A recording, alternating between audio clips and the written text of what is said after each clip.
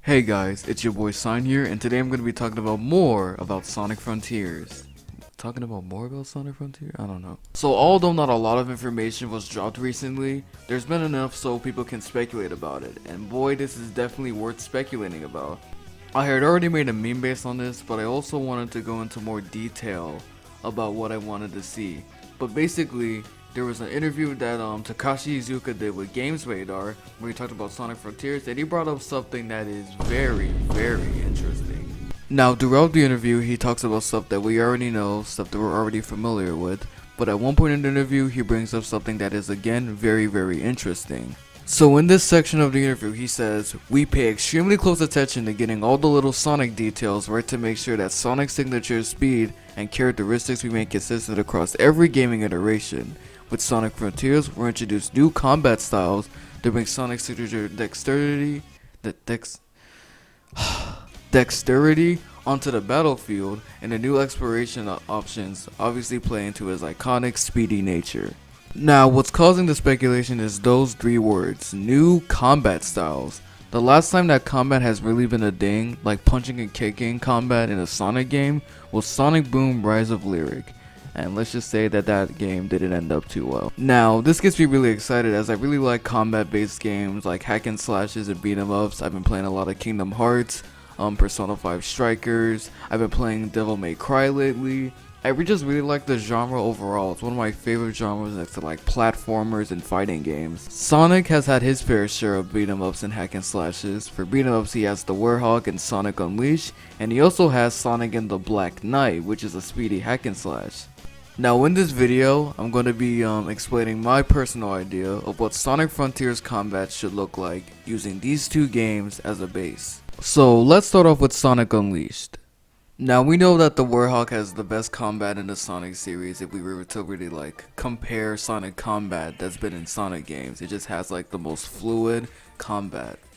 Now, one of the major reasons of why the combat feels so fluid is because we're playing as Sonic the Werehog and not Sonic the Hedgehog. What I'm saying is that Sonic Frontiers combat can feel similar to the Werehog, but also be very different, so you can tell that this is Sonic the Hedgehog fighting and not Sonic the Werehog fighting. What I'm basically trying to say is that if Sonic Unleashed did not have the Werehog, but it still had levels like these where you played as normal Sonic and you were running around punching and hitting people, or doing different types of spit attacks, I think that's what Frontiers is gonna do.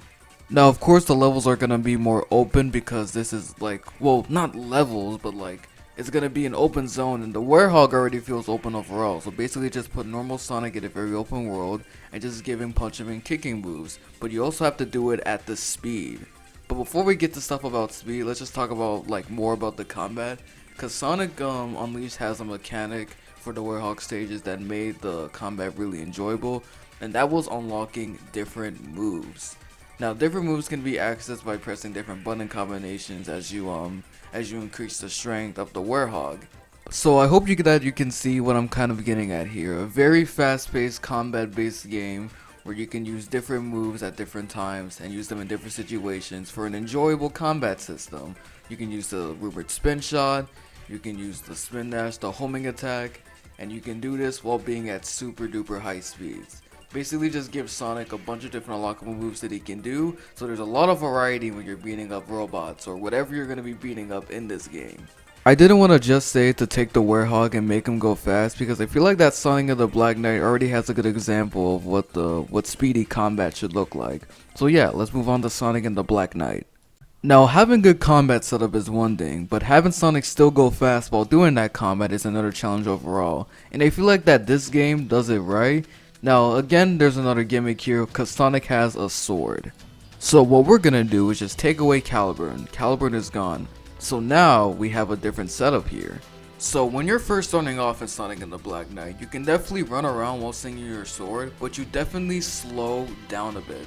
But as you continue the game and you unlock Caliburn and you get to unlock all the different things that you can do with your sword, you'll see yourself to like jump a lot and spin into the enemies, but you can also still keep up your speed. When you do air attacks in Sonic and the Black Knight, when you land from the ground after doing an air attack, you get a burst of speed as you hit the ground. And it looks and feels really satisfying to finally get done with that one enemy. You can just run past and go do a couple more. It's really fun. Now of course this also has to account for the open level design and the fact that it might go for that Sonic Frontiers might go for an adventure type gameplay. But with the combat of Sonic Unleashed, with the speed of Sonic and the Black Knight's combat, you can have yourself a really good combat system alongside when you mix it with the momentum. Now, putting in the combat system would be easy, but trying to mix the speed together with the possible open level design and alongside the adventure type gameplay that the game might go for, it can be really tough to try to put these ideas together. So let's play you're playing Sonic Frontiers on Nintendo Switch, which is why this looks very low quality. But let's just say that you're running around as Sonic, you're doing your thing, and all of a sudden the Eggman robot comes up. So what you can do, or actually no, in fact there's multiple Eggman robots. How do I duplicate? Oh no, that's not how you do it. Alright, so let's just say that there is multiple Eggman robots right here, right?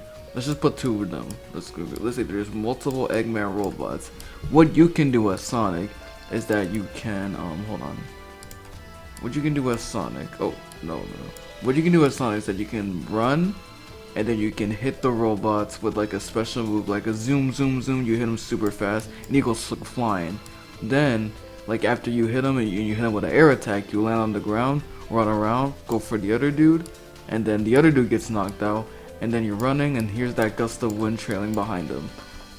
Yeah, that's the best I can do. And all of this will have to be accomplished with Sonic's momentum and speed in mind. Like I said, it's going to be really difficult to try to put these different ideas together. But yeah, that's basically my ideas for what Sonic Frontiers combat should look like. If done right, this could be really fun. It'll be really different compared to normal Sonic experiences, while also still feeling like Sonic. You're still going fast, but you're still doing new and different things. But let me know what you thought about my ideas down in the comments below. And thank you guys for watching, and I'll see you guys in another video.